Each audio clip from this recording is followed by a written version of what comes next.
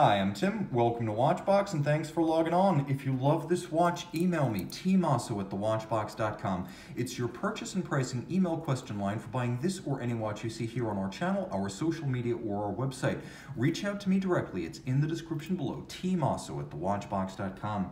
Today, we have one of the first pre-owned examples of a 2020 Grand Seiko release. This is the high-beat GMT SBGJ237, 44.2 millimeters in Zaratsu tin plate polished stainless steel. This is a full-sized, all-aspect sports watch, water-resistant, multi-function, rotating bezel, stainless steel, full bracelet, and quite tough in every regard. It's a big burly machine, 44.2 millimeters in diameter. The watch measures actually quite reasonable, 14.6 millimeters thick. From lug to lug, 51 millimeters is the size of the case, but if you add the solid end links of the bracelet, it's a slightly more substantial 53 millimeters with a 21 millimeter spacing between the lugs.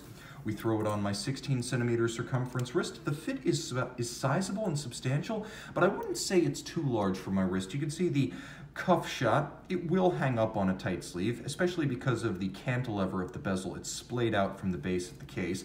The head-on actually shows the watch is a pretty good fit, though large, and then the down-the-barrel shot shows that there's plenty of clearance on both sides for my wrist. It's not as though the lugs are overhanging, so I would recommend this watch for a wrist as small as 15 centimeters in circumference, a little bit smaller than mine. You're still going to wear it well. The bracelet is a nice piece, like most steel Grand Seiko bracelets.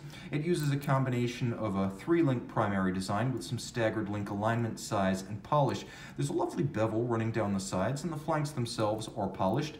The removable links are fixed by screws, and you have a half link on each side of the clasp that allows you to size more precisely, as well as 4 divots drilled inside the clasp. So in addition to removing links and half links, you can use your strap tool to re-anchor the bracelet in the clasp.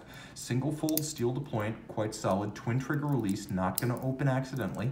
And then rolling over to the case flank, you can see that it's a big watch, but it's also remarkably subtle. It's difficult to pigeonhole it and describe it as one shape. There are many watches that feature some elements here, but this shape is idiosyncratic and particular, meaning it is unique to the Grand Seiko brand.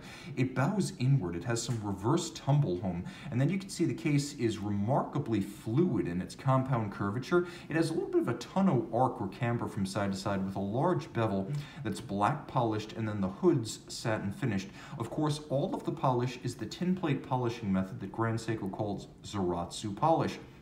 In truth, it's a sort of tin plate manual polishing against a spinning tin wheel on European-made Zalitz machines, and that is the origin of this particular finishing art. Nevertheless, it takes 3 years to learn how to mirror polish a case like this with a tin plate, and the foremost practitioners of this technique today work at Grand Seiko.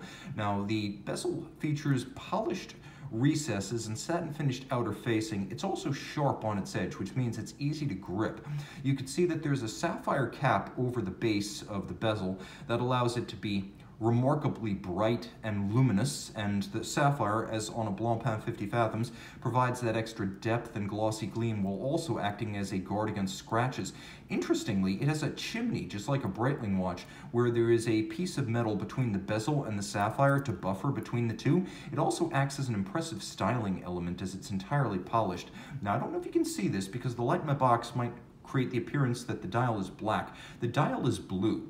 It's a sort of navy blue metallic, and then you can see there's a chapter ring or ray outboard, and the 2 semicircles feature dark and light. Those are your day-night distinctions. You can see there's a 24-hour hand that you can set separately. The watch has 2 independent time zones, one in 24-hour format.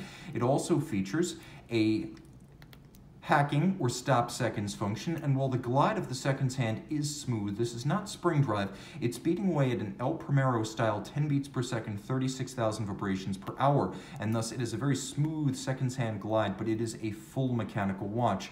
You'll note that I can move the local hour hand independently, and I can actually jump the date forward or backwards as I travel east or west. Grand Seiko dials are world-class in quality. My favorite features are the hand-finished individual indices, hands, logo, and aperture for the date. All of these are ground against diamond-tipped milling tools by artisans who only work with these micrometric pieces of equipment and execution, and the finished product is worthy of an art gallery.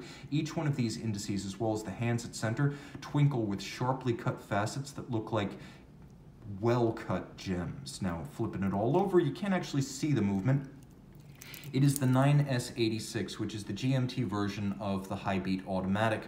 All of this is 200 meters water resistant. It has a 55-hour power reserve. It beats away at 10 beats per second on 37 pivot joules. It is adjusted in 6 positions, which is one more than the high horology and chronometer standard of 5. It's also tested to run either -3 or +5 seconds a day, and remember the COSC standard is -4 +6, so this is above and beyond. This is a timepiece that is handcrafted inside and out and beautiful for its rarity and distinctive regional character. From a Japanese watchmaker that's proud of its origins and traditions, this is the Grand Seiko SBGJ237. And we're back with the high beat GMT fully loomed bezel as well as fully loomed hands.